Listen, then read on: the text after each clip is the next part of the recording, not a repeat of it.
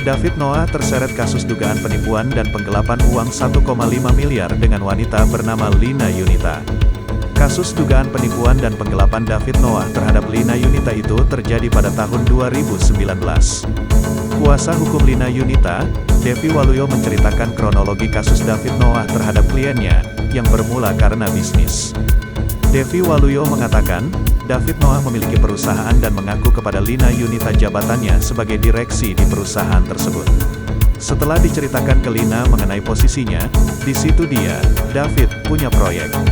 Lalu, David pinjam uang sama Lina buat biayain proyeknya gitu, kata Devi Waluyo ketika ditemui di Mampang Perapatan, Jakarta Selatan, Selasa, tanggal 10 Agustus tahun 2021.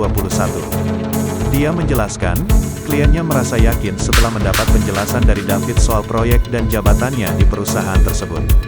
Karena memang berteman serta dari penjelasan David, di situ juga ada cek untuk jaminan kredibilitasnya.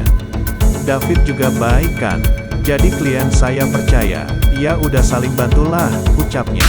Meski begitu, kata Devi, Lina tidak meminjamkan uang 1,5 miliar begitu saja kepada mantan suami Gracia Indri itu. Lina Yunita menyodorkan surat perjanjian kepada keyboardis grup band Noah tersebut berupa perjanjian tertulis. Isi perjanjian mengenai pengembalian uang yang tenggat waktunya selama 8 bulan. Perjanjiannya itu ada tertulis pengembalian uang 8 bulan. Tapi, selama 8 bulan enggak ada pengembalian. Dia selalu kasih janji dan minta waktu buat kembalikan uang, ujarnya.